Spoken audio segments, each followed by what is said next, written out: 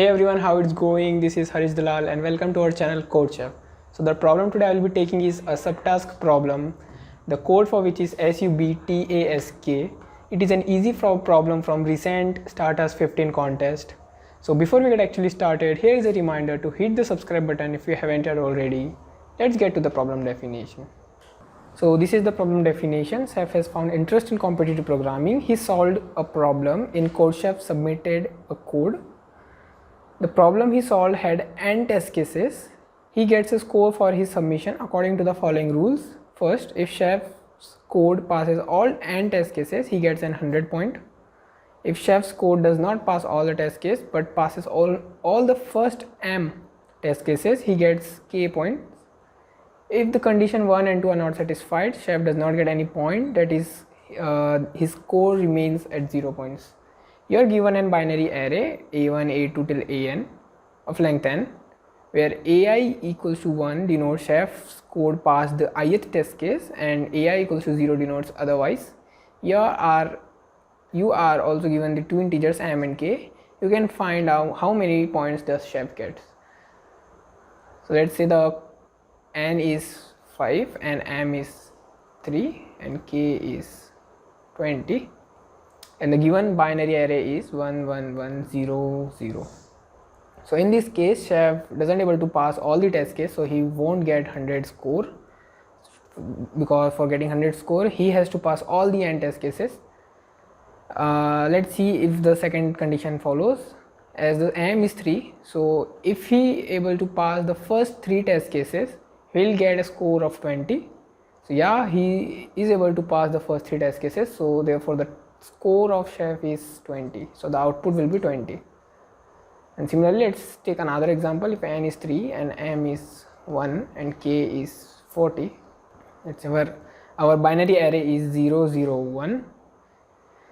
In this case, n is not 3, means Chef is not able to solve all the problems, so he won't get 100. Let's see if Chef was able to solve the first problem. No, first problem was not solved by Chef, so Chef won't get 40 as well. So the score of Chef is 0 here. So let's see the solution approach now. So we'll be receiving t test cases, and for each test case we'll be getting n, m and k, and next line will contain n integers denoting whether the Chef has solved a particular ith problem or not, which will be in the form of ones and zeros. So let's take this in an integer array of size n, where ai, a1, a2 till an.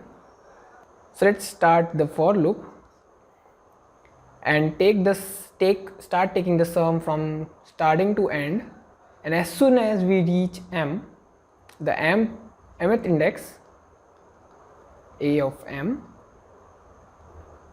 till here whatever the sum is, if the sum is equals to m, that means every individual test case till m was 1.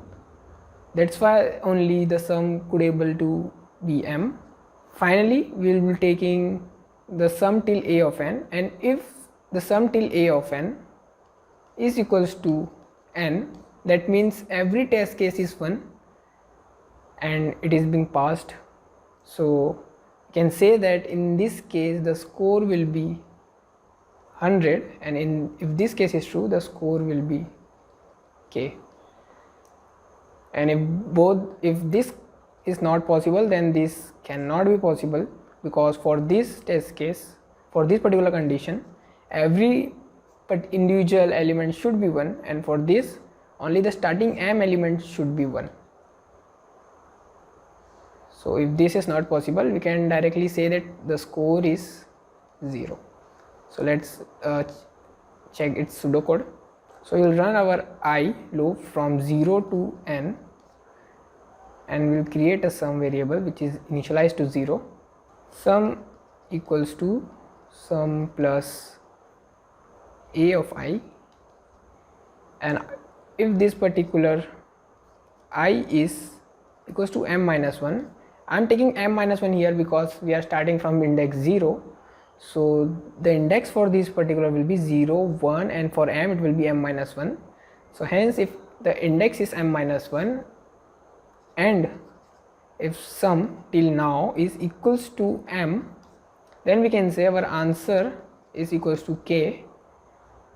And after iterating over whole loop, if our sum is equals to n, means our sum is equals to the total sum of every element, and every element here is 1, then only our sum can be equals to n.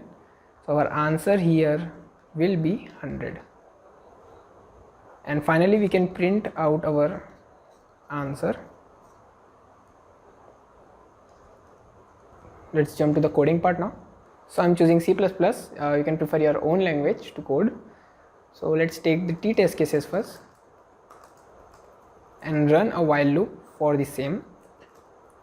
So this while loop suggests we are running our test case from t to 0 unless and until our t becomes 0. We'll be running these iterations, and for each iteration we are getting n, m and k, taking them as an input,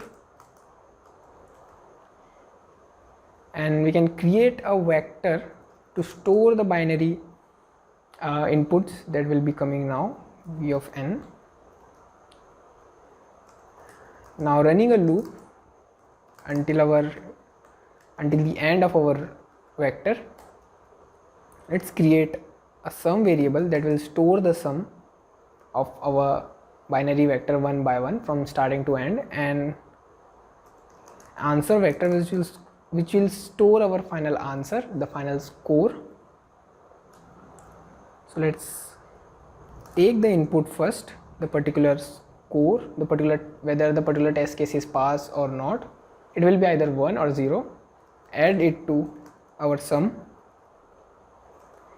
If the particular index is m minus 1, and if sum is equals to m, then in that case we are at the m minus 1th index and our sum is m, means every individual test case before m is 1.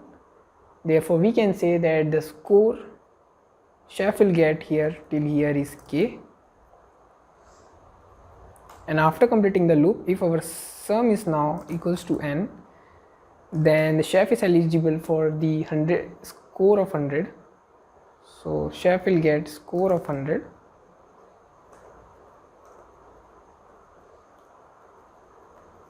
And finally we can print out the score. So time complexity for this particular code is O of n. We are iterating over the total number of test case 0 to n. So let's submit this code.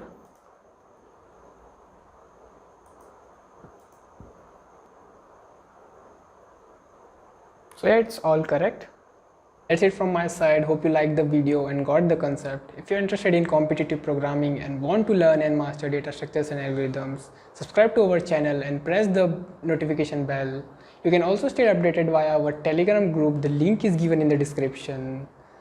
If you got any doubt, let me know in the comment section. I'll see you in the next one.